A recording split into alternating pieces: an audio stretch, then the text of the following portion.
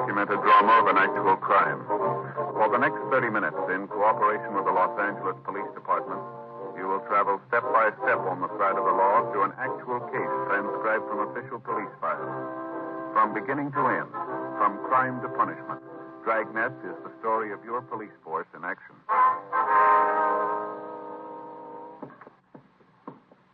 It was Thursday, April 17th. It was warm in Los Angeles. We were working the day watch out of homicide detail. My partner's Frank Smith. The boss is Thad Brown, chief of detectives. My name's Friday. It was 11:36 a.m. when we got to the Greenleaf Apartment Hotel. Apartment 406. Yes? Police officer's name? Oh, yes, come in. Thank you.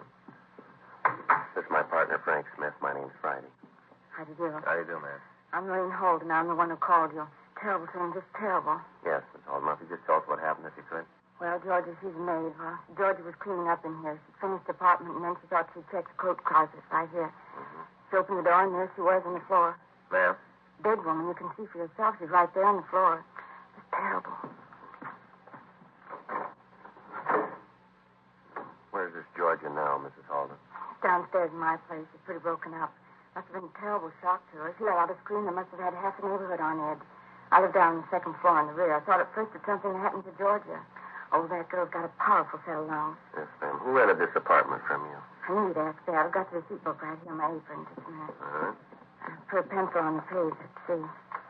Yes, there it is. Raymond Bartley. That's what he said. Bartley. You know where the Bartley is now? No, I don't. And that's another weird one. You know what I mean. Ma'am? Well, look in the closets. Look around the places. None of his clothes. Nothing would even tell you he was still here. He's got another week to go on his rent. How's that, ma'am? Well, he moved in a week ago. You can see here on the receipt, Wednesday, April 9th. Mm-hmm. Paid him 2 weeks in advance. And you look around this place, and it don't look like he's going to be around here anymore. Do you have any idea where he might be? Oh, not the slightest. Did he give you any indication that he was planning to move out? Not the slightest, no, sir. I don't even have an inkling.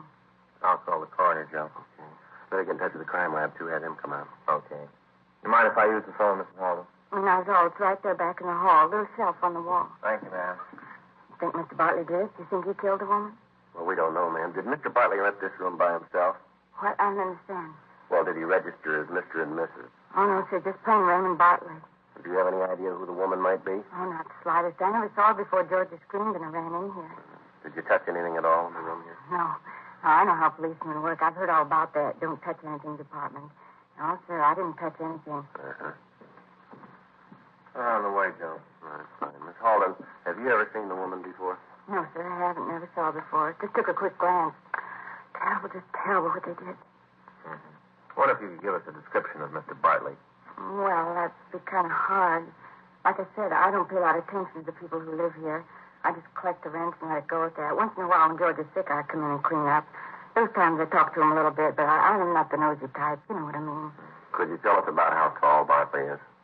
Well, I have to think about that, too. I guess he's about as tall as you, maybe a little one way or the other. How much would you say he weighed? Well, he's kind of a heavy-set little man. I guess he weighs about as much as my husband. That'd be 200 or so. How about his coloring? Would you know? Oh, there it goes again. I tell you, officers, I can't tell you too good. Mr. Bartley was kind of a crowd melter. I beg your pardon? A crowd melter. You put him in a crowd and he just melts away. You never pay any attention to him. You know what I mean? Yes, ma'am. As I can remember, he had kind of brown hair and blue eyes, I guess. Was there anything peculiar about him? Did he have any scars, any marks, anything at all about him that'd make you remember him, make him a little easier to... No, not a thing. How about the way he talked? Could you tell where he was from? No, he was just kind of an ordinary man, nothing special. When was the last time you saw Mr. Bartley? Oh, let me see now. I think it was, yes, Monday night. He was coming in. I was just coming back from the grocery. It was about, 6:15. I said hello, and then he said the same hello, and then he went on upstairs, and I went to my apartment. That was the last time. Did Mr. Bartley have any close friends in the building, you know of? No, not that I can think of. Well, did he ever say where he worked or what he did for a living? No, not that I remember. Well, how about references? Did he have any? No, I didn't ask for any. You know if he drove a car? It seems so stupid. Seems like I don't know the answers to any of your questions. I don't know about if he drove a car or not. We don't have any garages in the building. He might have, and I wouldn't know it. I just didn't pay any attention. You know what I mean. Or did he get any mail while he was here? Would you know that? No, sir, not a thing. All right. We'd like to talk to Georgia if we could. Sure, I'll ask her to come up here. Poor thing is so upset. It's terrible. It's the first time anything like this has happened to me. First time anything like this has happened in a place. I don't understand it. I never bothered the tenants, never caused them any trouble. I don't even know this Bartley. Why do you have to do a thing like this to me? Why me? Well, I don't know, ma'am. Why her?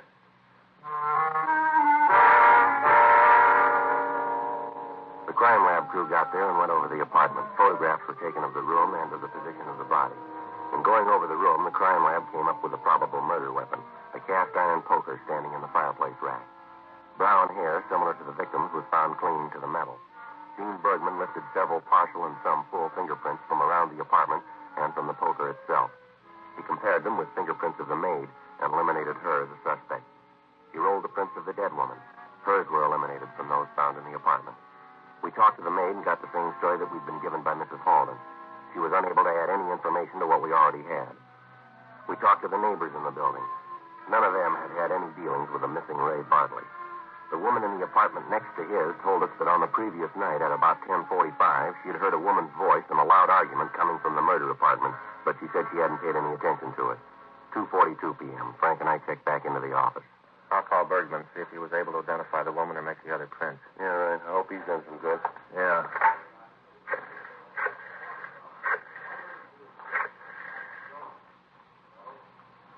Dean Bergman, please.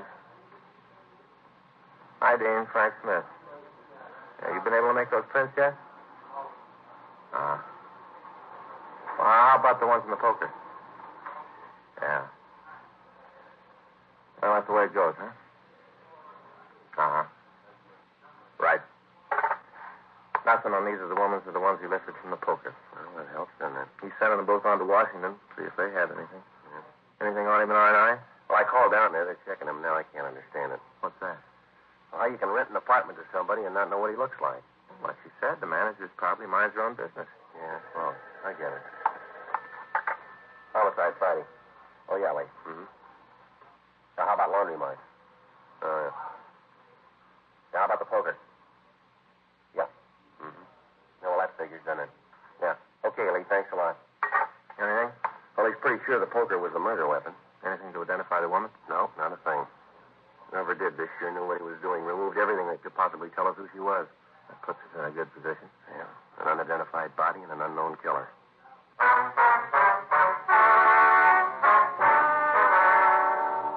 The report came back from R&I. There was nothing in the records on a Ray Bartley of that description. 3 other teams of men were assigned to assist in the investigation. We talked with everybody in the neighborhood around the apartment building. None of the storekeepers had noticed the missing man. None of them could give us any further information. An APB was gotten out, carrying the name and description that we'd obtained. An APB was also gotten out on the dead woman. We checked with missing persons detail for a possible missing report on the victim. They said they'd let us know. The newspapers gave us their help, and in the following editions, they carried pictures of the woman and requested that anyone knowing her identity should contact the police department immediately. 2 days passed. During this time, several people came in and said that they were sure that they knew the dead woman, but they were unable to identify her. Other leads were checked out, but led us nowhere. The manager and the maid came in and went through the mud books. No result. Monday, April 21st, 9:27 a.m. Ready? Yeah. Oh, hi, John. Hi, Frank. Hi, darling. You guys getting anywhere in this closet murder? No, not a thing. Well, I got a hunch. Maybe it won't go anywhere, but I thought you guys might want to check it out. What's that? We got a missing report from San Francisco a couple of weeks ago. Man up there said that his wife had come down here to see her sister. Said she never showed up. Yeah. We went out and talked to the sister. She wasn't too cooperative. You know, like she knew where her sister was all the time. I checked this description in the APB. Seems to me to match the description we got from both the husband and the sister. Oh. Like I said, it's just a hunch, but I thought you might talk to this one.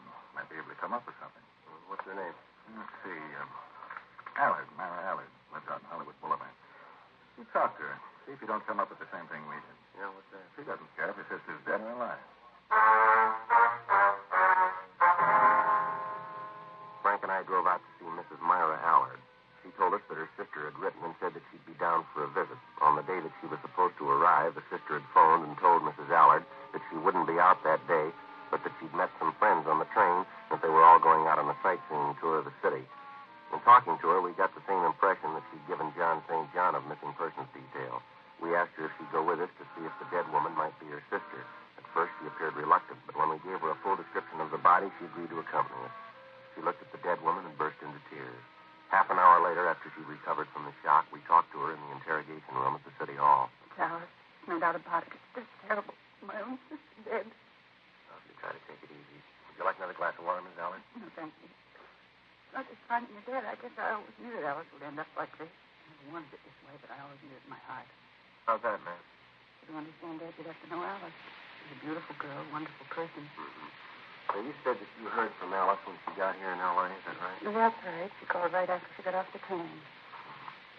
What'd she say to you then? Well, as I told you, she said she'd make some friends on the train and they were going out to see the town. Did she say who these friends were? No, just said that they were going to pick up Ray and go out in the town. Ray? Yes, Ray Fletcher. I tried to call him when Alice didn't show up, but there wasn't any answer to his apartment. Where does he live, ma'am? Out in Hollywood. I think it's on his phone or someplace. I have his address. Who is this Fletcher?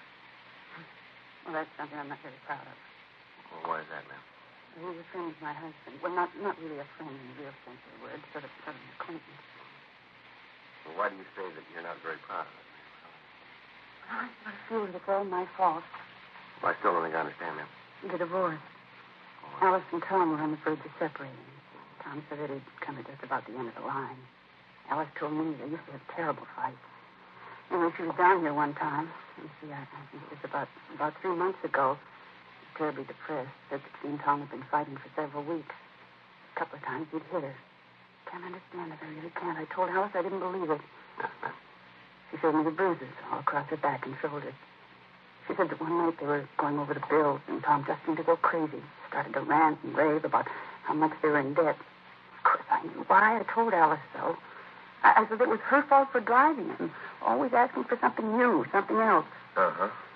She said that she told Tom that if he couldn't afford to keep it the way she wanted to live, then she'd just have to find somebody who could. That's when he hit her. She left that night to come down here. It was terrible. I don't agree with her, but I don't think any man has the right to hit a woman. Yes, ma'am. Well, she moped around the house for a couple of days. Said about how she was never going back to him. I felt kind of sorry for her, even though I don't agree with her. After all, she was my sister. Yes, ma'am, we understand. Well, that night my husband came home, and he brought this Ray Fletcher with him. Met him down at the office. What'd you say, madam? Down at the office. Ray works for the same company. He's a steward on the ship that travels up the coast from here to Washington. Anyway, my husband brought him home for dinner. Ray said that we should all go out to eat, so we did. We had dinner and a few drinks, and Ray brought us home, and he and Alice went on. Alice didn't get in until almost 3:30 in the morning. I see. That night, Ray was here again. He and Alice went out that night, and for the next 4 nights in a row, every night out until all hours. I finally had a talk with her about it. Told her I didn't think Tom would like it, and that I wouldn't have her doing things like that while she was under my roof. That's when she told me that she was going to divorce Tom. That she and Ray were going to get married. Uh-huh. I told her I thought she was crazy. She didn't know what she was doing, but there wasn't any talking to her. She saw Ray every day. Then she went back up north to get things straightened out. I see. Well, did she follow through with her divorce plans? Well, as far as I know, she did. She wrote me and said that she talked to Tom about it and that they'd reached an agreement that he'd let her have her freedom. Well, how did he seem to take all this? Well, he called me one night and asked if I knew why Alice was leaving me. I didn't know about Ray. I told him all about it before. I thought that maybe Alice hadn't said anything about it. What was his reaction to it? I almost went crazy on the phone. Tom's a real jealous man. If he could have got through the phone wires, I think he'd have taken my head off. He screamed that I'd influenced his wife, that it was all my fault. Well, why didn't you tell the officers from Missing Persons all of this when they were out there, ma'am? I didn't want my husband to know about it. Then, too, I thought that it might be better if Tom didn't know where Alice was. But what he said, I thought it would be better if we never saw her again. What's that, ma'am? That night, we had the argument on the phone. He said that she'd never leave him. Mm-hmm. He'd see her dead first. The description of Ray Fletcher Mrs. Allard had given us tallied closely with that of Raymond Bartley. She also gave us his address and phone number. It was an apartment house in the southwest section of the city. Frank and I drove over, but found that he'd moved and left no forwarding address. We checked the apartment, but it had since been cleaned and occupied. Again, we ran into the same problem. No one could give us any information as to his whereabouts. We went back to the city hall and ran the name Ray Fletcher through R&I. There was no record on anyone answering his description.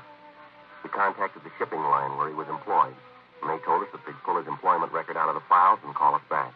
We contacted the San Francisco Police Department, gave them the full details of the case, and had them check on the movements of the victim's husband, Tom Hudson, as a possible suspect. 4:52 p.m. Frank and I checked back into the city hall. Hudson sure got a motive.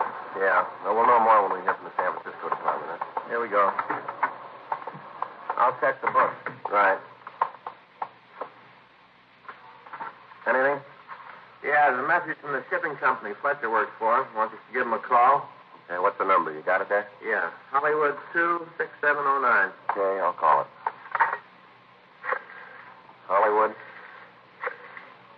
26709. 09? Yeah, ask for Mr. August. August. Mr. August, please. Oh, my name's Friday, Los Angeles Police Department. Oh, Police Department, yes, ma'am. Yes, he asked me to call. Mr. August, this is Sergeant Friday. You asked me to call you? Yes, sir, that's right. Raymond Fletcher. Mm-hmm. When was it? Yes, sir. Well, thank you very much, sir. If you think of anything else, we'd appreciate a call. Yes, sir, Michigan 5211. Right. Homicide, huh? Right. Thank you, sir. Bye. Well, we're doing real well. What do you mean? Fletcher sailed for Canada this morning.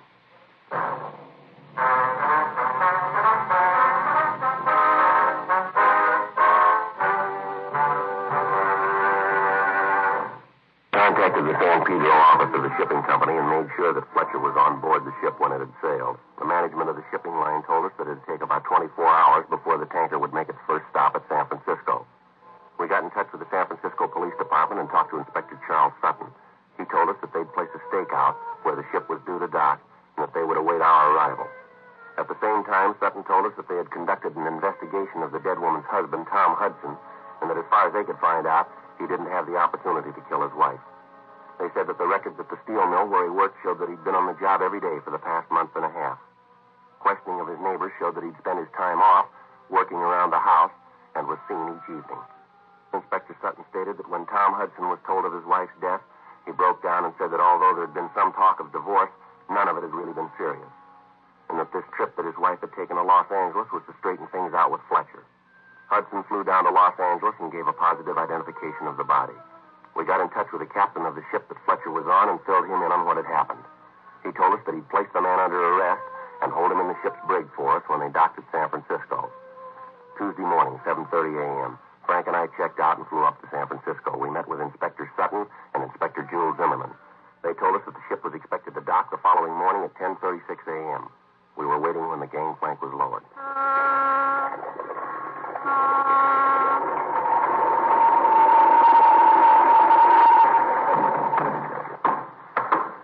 You're the officer?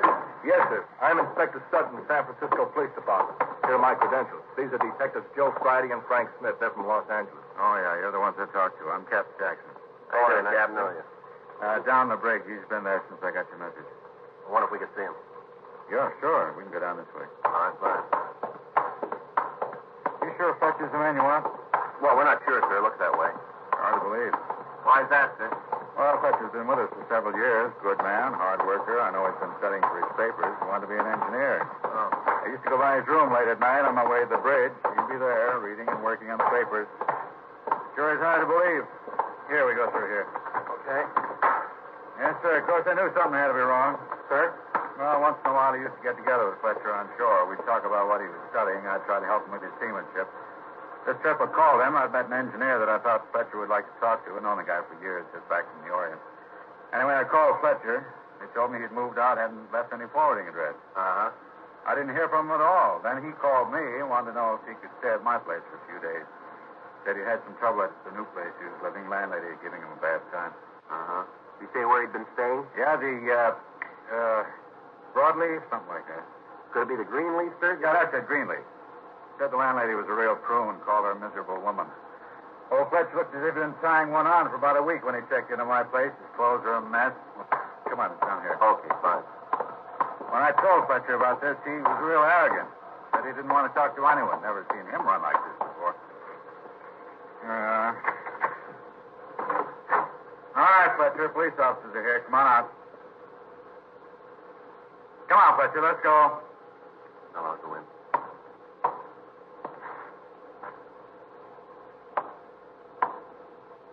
How about it, Joe? Room's empty.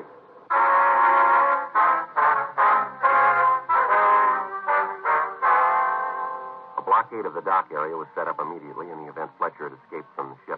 All officers in the area began a search. The search of the ship was started. A check of Fletcher's cabin turned up several letters from Alice Hudson. In the letters, she told Fletcher that she was going back to her husband. We talked to the members of the crew who had been in the vicinity of the brig. From one of them, we found that Fletcher had been in custody as the ship entered the harbor. On the floor of the brig, we found a small strip of metal that Fletcher had used to pick the lock of the door. The search of the ship went on. 11:47 a.m. One of the seamen found Fletcher's coat on the forward part of the deck. It had been wedged in behind a lifeboat shot. The search of the dock netted us nothing. All we could assume was that Fletcher had escaped from the brig, jumped overboard, and then tried to swim to shore. Inspector Sutton got in touch with Captain Cornelius Murphy, skipper of police boat D.A. White. Captain Murphy and his crew began a search of the bay from the dock area to Land's End. All police officers in the bay area were notified of the escape. Captain Jackson furnished us with a good snapshot of Fletcher. 7 hours passed. The search continued. Apparently, Fletcher had made good his escape. Wednesday morning, April 23rd, we got a report from an officer in the search party that the body of a man answering Fletcher's description had been found out near Steel Rocks near the Golden Gate. Sutton, Zimmerman, Frank, and I drove out to Land's End. We got out of the car and walked the rest of the way. Watch your step, Frank. Yeah. Every time one of those waves breaks, it makes this ledge like glass. Sutton? Yeah, Joe. You see anything yet? No. Wait a minute. I'll see if I can yell to Zimmerman. He can see it from there. Maybe he can tell us if we're getting closer. Yeah. Zimmerman! How we doing? You hear what he's saying? Wind's carrying his voice away. He's waving his arms, pointing down below us. Now, wait a minute. Watch it, Joe. It's a long way down. Yeah, you don't have to tell me. See anything? Wait till after this next wave breaks. Yeah. There he is. You see?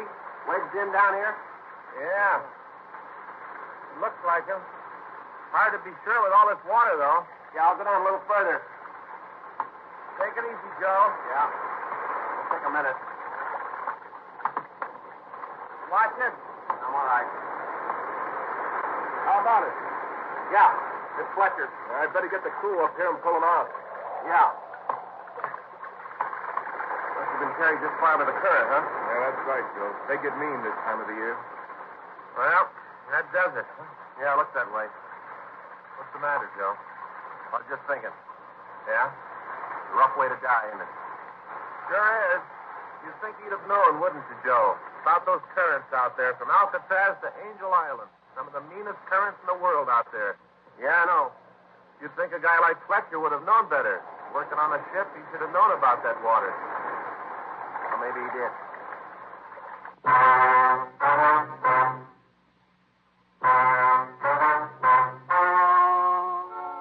The story you have just heard was true. The names were changed to protect the innocent. On April 23rd, an examination was held in the office of the coroner of the city and county of San Francisco. In a moment, the results of that examination.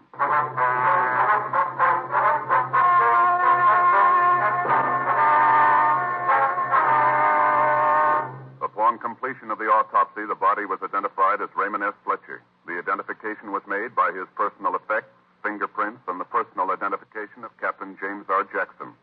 Further investigation showed that the suspect had rented the apartment where the body was found and that he was guilty of the murder of Alice Hudson. His fingerprints were checked and found to be the same as those on the murder weapon.